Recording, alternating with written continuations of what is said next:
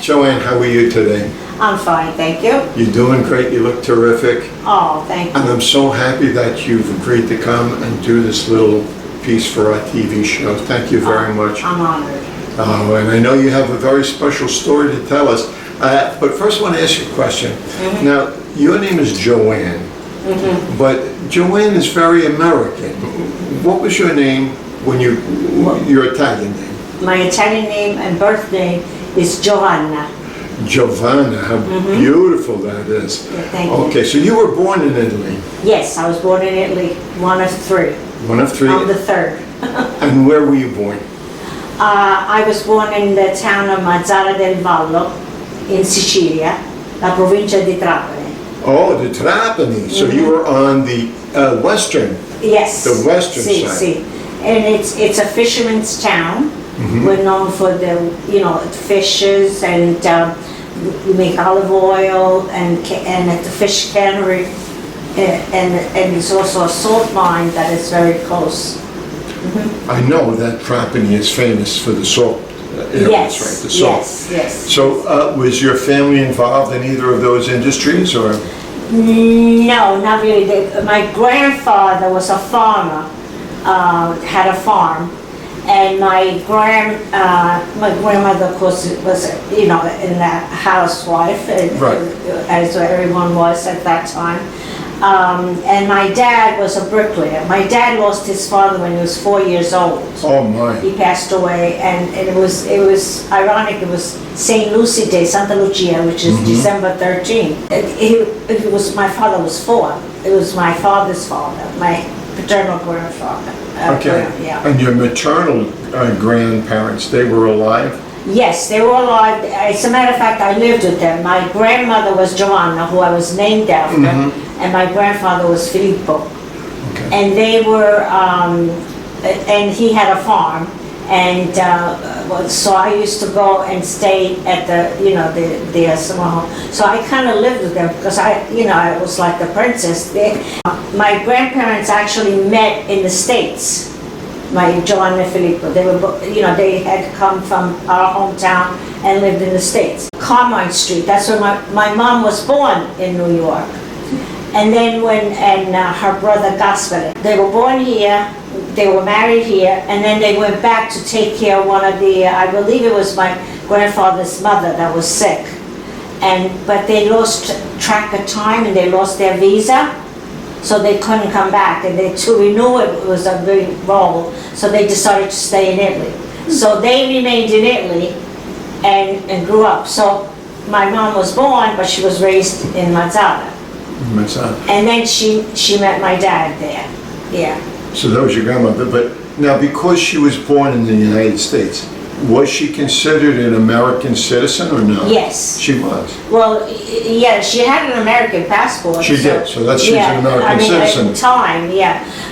And my father was a bricklayer. Right. So he built this house. It had 4 apartments, and they used a lot of big rooms. It had like 2 huge rooms, but it was like the kitchen and the dining room and the couch and the living room in one room. We didn't have a TV. Back then there was no TV. So it was the radio, and we used to get together and listen to the music on the radio, yeah. I assume this was in the 1940s?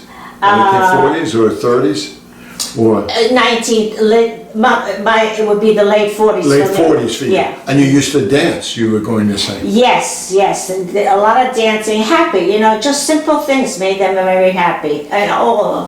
So it sounds like you had a very nice place there. Yeah, it was very nice, and my mother loved it, my dad loved it, and he had built actually another that he gave to his younger brother, a smaller house next to it. So with all of this property that you had, and he said, why did your family decide to come to the United States? My dad was curious, very curious how the United States was, and he for better, we lived comfortably, we weren't, we had a nice place to stay, we had food on the table, all the important things, But he was, like I said, he wanted to see what it was like. But because my mom was born in the US, it was easier for her to come to the States first. So she came and stayed with her brother, And back then you had to say where you were going, who was going to Right. watch over you. Yes. You know, you just didn't come. You had to have a sponsor Exactly. and an address that you were going to. Yes. And so it was our older brother that, had come to the States a few years prior to their coming. So then 6 months after my mother was here, my dad came, approximately 6 months. And we stayed with my grandmother. We didn't, they didn't want us to move us until they were sure that they liked it and what have you. And that they had jobs, and a nice place to stay. So now this is your dad and your mom were here in the United States. Where did they live? Okay, they lived in Brooklyn. So your dad was curious. Yeah. There wasn't any real reason he had to leave, No, he didn't have to leave, right. but just But he because wanted a better living, a better life, Yeah. a better life for his Yeah. family and for He ain't himself. tied. Oh, good. Right, So he found that in America. Yes, eventually he did. At first it was rough because they found a job for him in the Ronzoni factory making pasta. And he didn't like the indoors. He was losing weight. He was getting sick Yeah. because he was used to the outdoors. Right. He had worked as a little bit, 8 years old, because my grandfather had passed away. A mason took him in, and he was picking up the blocks at 8 years old. At 8 years old, he had to go to work. He had to go to work. Exactly. So then someone told him about a position that this guy was looking for. Not a bricklayer. What's the guy before the bricklayer? Like an apprentice. Okay. But shortly he went into the bricks because he knew the trade, and he worked as a bricklayer the rest of his life until he retired. So he got this construction work in Brooklyn. In Brooklyn. And that was very successful for him. Very successful, yes. Okay.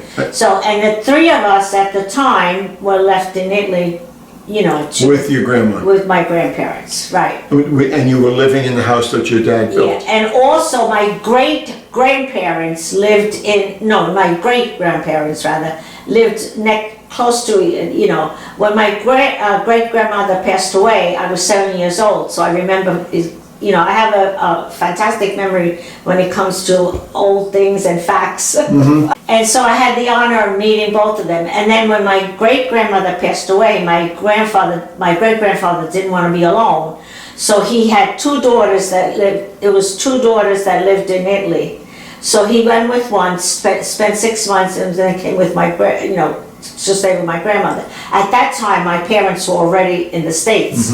So we all shared this apartment, and my great-grandfather was there, so I got to meet him. And he was so cute. He would wait for me on the corner that I came from school, because I went to school up to the 3rd grade when I was in Italy. Yeah. So he would wait for me, and then we would play Scopa. Scope of the card game. The card game. And I didn't know what I was just throwing cards. Right. So when I would win, he would it blew his mind because he would calculate what cards came out, and I just played. But anyway, it was really, And he passed away a few years after we left.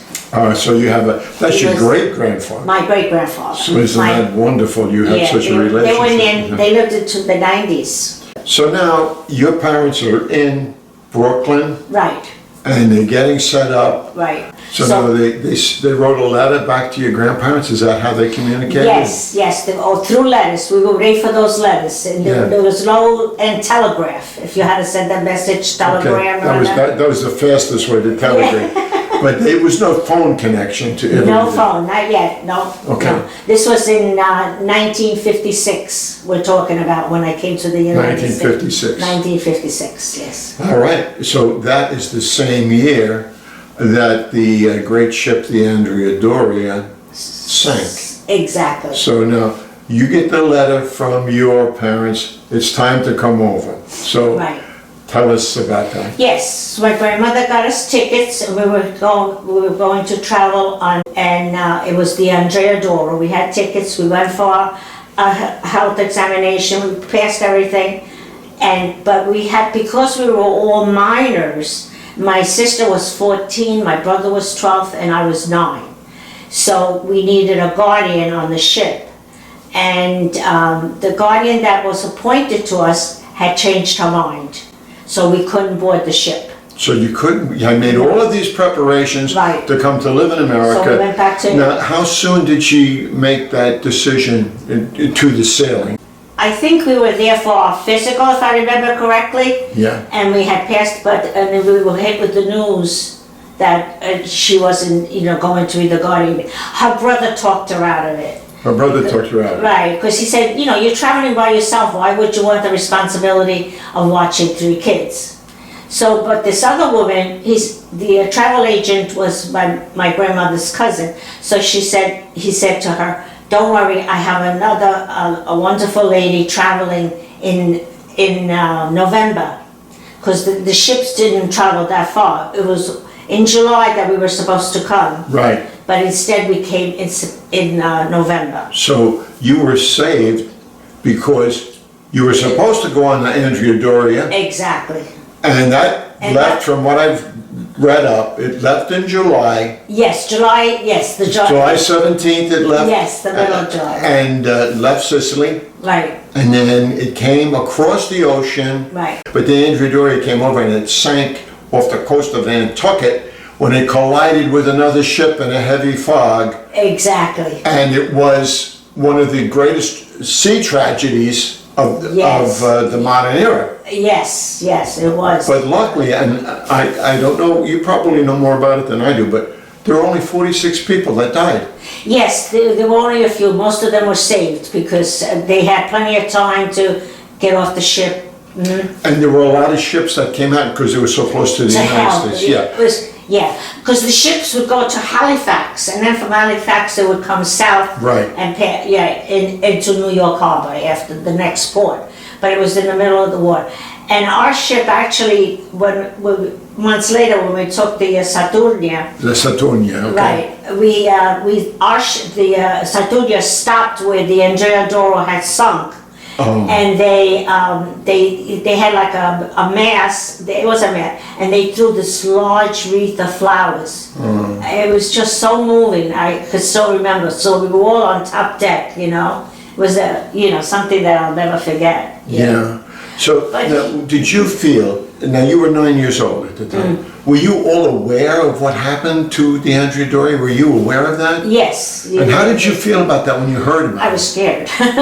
Because as a matter of fact, when I was on the ship, and they didn't have all the safety bars that they have now. On the When we went on top of the Saturnia, deck, they yeah. just had like bars with that much, and I would hold on because I would picture myself falling Into the ocean. into the water. Yes. Oh, God. So it was like, as a matter of fact, I used to dream about it, and the falling and the water on top for a good year. And I would wake up, Yeah. I had that same dream, or maybe it was a nightmare, I don't know. So the Saturnia was in November. Were you afraid to get on the ship? Yeah, you know what's scared? Yeah, a little bit apprehensive. I think the fact that the unknown, that I had to leave all my friends behind and the family I knew, because most of the family was there. I didn't know my Uncle Gasper. He was already in the States, and I don't remember, I remembered my younger, because I was there until 9, So, yeah, that was a rough part, just leaving and coming to, and my parents too. I wasn't, because I was closer to my grandmother, because even when she moved in, I was always downstairs with the her. grandmother. Yeah. Well, the grandma is always a little sweeter to the children than the mother. Exactly. Right, because the mother has to be... No, she was a disciplinarian. Right. So, More so than my dad. now, did you have any English training in Italy? Or did you No, learn English? nothing. So you didn't know how to speak Not a word. English? No, but I was very anxious to learn. I had my cousin teach me, the one that was in New York, teach me how to say the numbers. I counted up to 100 and the alphabet. I was very anxious. So when it came time, they put me, we went to the school, my cousin signed me in, it was my mother's cousin. And, I was placed in a classroom with 30 kids who spoke English, and I spoke Italian. So you kind of immerse yourself And I don't know, through osmosis, I have no idea, but I learned. But then, when I went back, by the end of the year, I spoke quite a bit, but over the summer, I learned a lot. And the teacher could not believe that I was in the classroom 6 months before and didn't speak a word of English. Yeah, It's amazing. within 6 months, I was fine. I was one of the better students. As a matter of fact, I had very good grades, and because my mom, 3 years after we got to the States, my mom and dad decided, why keep that house? We're not going to be living In Sicily. And my grandfather and my uncle bought it from. Yeah, so we went back for a visit, and we stayed 6 months. So she took me out of school from March until September. We came back in September. I said, Mom, I have to go to school. She loved English, she really did. Yeah, she missed it. She missed a lot of it, As a matter of fact, there was one point where she kind of was sorry, sorry that listened to my dad. Yeah. I think when she got to her own house, because then we moved into the Ridgewood area, and in Brooklyn, So now, Joann, you lived in this house in Sicily, which was a farm house. Correct. And it was, I imagine, a nice countryside with acres of beautiful, and a beach right next to. And the beach. Yeah. And then you moved to New York City. Yeah. What was that like for you? It was an awakening. Yeah. I adjusted. I guess my personality, I adjust to things easily. Yeah, that's great. So you came, and it's all concrete and buildings. Right. I didn't mind it. It was different, but I didn't mind it, to be honest with you. How did the other children treat you when you came over? Being that you were Italian, you didn't even speak English? They were fine. There was just one boy I had a little difficult time with, because he was an Afro-American or black person, and I had never seen a black person, really back then. So I guess I must have been staring at him, and he would come and pull my hair until I finally got even and left me alone. Okay. The rest of the year. But all the other kids, they were fine. I think the teacher must explain, that I didn't speak, and I had no problem. And I got to be friends with a lot of them, but not close, because they were very used to each other. They had been together. They had already set up their clique. Right. I was a newcomer. Was the area in Bushwick, is this a real Italian area? Were there a lot of Italian families? Or? No, not there. Not too many. A few, if you wanted off, but actually most of Brooklyn is very mixed. Germans, Irish, Italians, All right. And then when you went to Ridgewood, was that more Italian neighborhood, or? It was mixed. It was mixed also. It was Ridgewood. It was the beginning of Ridgewood. It was the borderline between Brooklyn and Queens. Okay. So where we lived. I went to high school. Right. And my parents made another move to come on the island in the middle of my junior year. They didn't know what to do with me. But then in junior year, that's so difficult for some. That was a shocker, because I felt like a fish out of water. Yeah. I was walking the hallways, I didn't know anyone. These kids they were together since kindergarten. Right. Where did you move to? Smithtown. Smithtown. You came all the way out here to Smithtown in your junior year. My father had an aunt, that's how we were introduced to the island. We would come out in the summer and spend the weekend. They lived on Terry Road. It was my aunt, my father's father, my grandfather, and my great aunt experience. So I learned baseball and, By visiting Smithtown. By Smithtown. So you were familiar with Smithtown, even though leaving in your junior year is very traumatic. No, I became friends with some people, and which was nice. Well, some of them were seniors. My parents were overprotective. They still had the old ways, and they held on to the old ways, even though Italy moved on. But the newcomers didn't. They clung to what they believed in their country at that time. So they didn't believe in a girl really going to college. Oh, of course. Yeah, they didn't care if I finished high school or not. I was determined. I said, I'm getting my high school diploma no matter what. And I was the only one that did it. You know, it's so strange to modern people to think that I people know. thought that way. But women back then, no, don't waste your money on, that's not for you. Exactly. You're gonna be a mother, or you're gonna be maybe... They're married. Yeah. So, and I had met my husband too at the, you know, I had met him a couple of months before I graduated. One of the things that I wanted to speak to you about, because you mentioned that you went back to Italy for 6 months. I celebrated my 13th birthday in Italy. In Italy, so but mainly that wasn't like sightseeing, you just went to live with your family. Just with the family, visiting and stuff. But you've been back many other times, haven't you? Yes, the next time I went back was, what we did is we went to the hometown, we brought my parents over, they stayed longer, and then we came, we toured. The first port was Naples, we flew to Naples, then from Naples we went to Sorrento, from Sorrento we went to Capri, we stayed a couple of days in Capri, Sorrento, then we went to Florence, again by train, you know, first class train. The trains are wonderful. That sounds great. Yeah, and then we went to Florence, and from Florence we went to Venice, we stayed at Lido Beach. Oh, nice. So it was all boat straight. So even though you were an Italian citizen, born in Sicily, I never saw it. you had never seen Italy. Never until then, yeah. So it's like a foreign country to you. 1956, I mean 96. 1996. 40 years later. Then you get to know your home country. Yeah. Wow, but yeah, because people didn't really travel around it back No, then. they You stayed in a their little region. As a matter of fact, they only married people from the same... Same region. People weren't traveling And there were a around. lot of marriages, like two sisters marrying two brothers. My grandmother, Giovanna, and her sister, Brigida, married two brothers, which was Giovanni and Filippo, my grandfather. And then in my generation, my sister and I were married to two brothers. My brother was John, and Mario is my brother-in-law. So when, you know, back then you wanted to be an American, because less ridicule or what have you.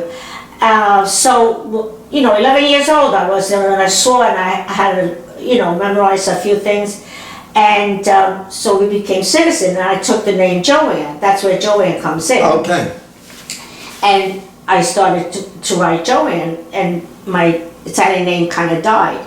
So I have another question about the citizenship. So you were 11 years old, and Right. you had to take a test.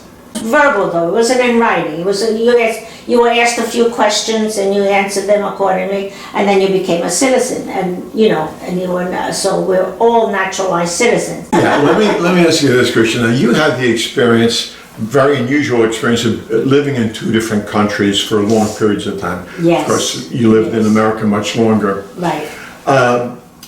What was the difference? How was the life in Italy different than life in the United States? Well, I find we're very rushed, we're overworked, we work a lot. They have, you know, a more casual, they enjoy life a little bit better. They might have less, but they're so happy, you know, happy, and a lot of the foods, for instance, are very homemade. So they get together making things, you know, it's a more family orientated, you know, and it still is. We had that, but no longer. I mean, some families have it, but not every, you know, like up to a few years ago, we used to get together Christmas Eve, all of us. We were like up to 38 people. Mm-hmm. But you can't do it, you know, as the other children grew and got married and had children, it was just way too many. And the younger kids, like we used to schlep the kids at Christmas Eve, you know, and they could only open their gifts after midnight. Now it's totally different. Right. So, but we still get together. You do? We still get together. So, but earlier, and you know, because the little ones need to go to sleep, and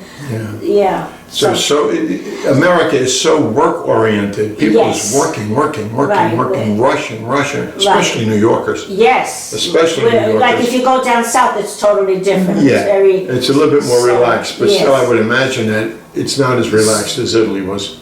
No, no, and they, like I said, after dinner, they have a light dinner, they have a big lunch, and my father used to come home for lunch every day. Right. It was our big meal. And for breakfast, it was more like a continental breakfast, very light, a coffee with maybe a biscuit, or even sometimes bread that had gotten a little hard, they would put, and dip it in the coffee with the milk, yeah, and, an egg. But it was just, they enjoy, a lot of the holidays are religious holidays, and they do a lot. And So which do you think you prefer? Would you ever want to move back to Italy? I would love that kind of living, but I would miss my children, though. Yeah. I think most of people too, that they have their ties set, like my mom never went back, Right. because we were all here, You're all here now, yeah. Well, Joann, it was wonderful to speak with you and get your insights and your sharing your experiences with us. Yeah. And I will see you again at our Sons of Italy meetings. The sinking of the Andrea Doria remains one of the most infamous maritime disasters of the 20th century. The Italian ocean liner, celebrated for its elegance and modern design, met its tragic end on July 25th, 1956, after colliding with the Swedish liner MS Stockholm. The incident shocked the world, drawing attention to the risks of maritime travel and sparking debates over safety protocols. The fateful night of July 25th, 1956, saw the Andrea Doria traveling west toward New York City, while the Stockholm was headed east toward Gothenburg. Both ships were equipped with radar, an innovation in maritime navigation. Nevertheless, human error and poor visibility due to dense fog played significant roles in the disaster. Around 11 p.m., the Stockholm's bow rammed into the side of the Andrea Doria, puncturing its hull and causing severe structural damage. The collision occurred approximately 80 miles off the coast of Nantucket, Massachusetts. The Andrea Doria immediately began to list to its starboard side, making evacuation efforts challenging. On board were 1,700 passengers and crew members, many of whom were jolted awake by the impact. Despite the chaos, the evacuation of the Andrea Doria was hailed as a remarkable success. A combination of luck, quick thinking, and assistance from nearby vessels ensured that most passengers and crew were saved. The Stockholm, despite being involved in the collision, rescued dozens of survivors. Other ships, including the Ile-de-France, arrived to aid the rescue mission. Over the course of several hours, lifeboats ferried survivors to safety. Tragically, 51 lives were lost in the disaster, including passengers who were trapped in the wreckage or succumbed to injuries.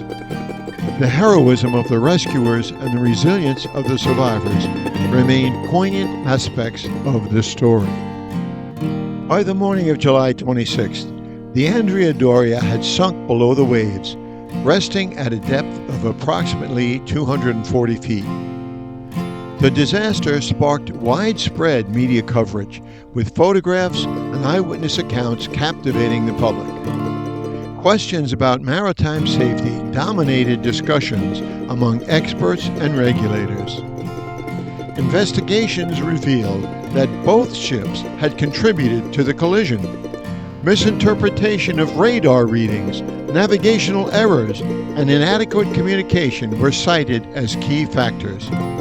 The incident underscored the need for stricter safety protocols and better training for crew members. The sinking of the Andrea Doria is remembered as a turning point in maritime history. It led to significant advancements in safety regulations, including improved radar technology, stricter requirements for lifeboats, and enhanced communication protocols. The Andrea Doria's tragic demise serves as a sobering reminder of the vulnerabilities inherent in maritime travel. While the disaster claimed lives and a magnificent vessel, it also paved the way for greater awareness and improvements in maritime safety. Today, The legacy of the Andrea Doria endures, not only as a cautionary tale, but also as a testament to the resilience of the human spirit in the face of adversity.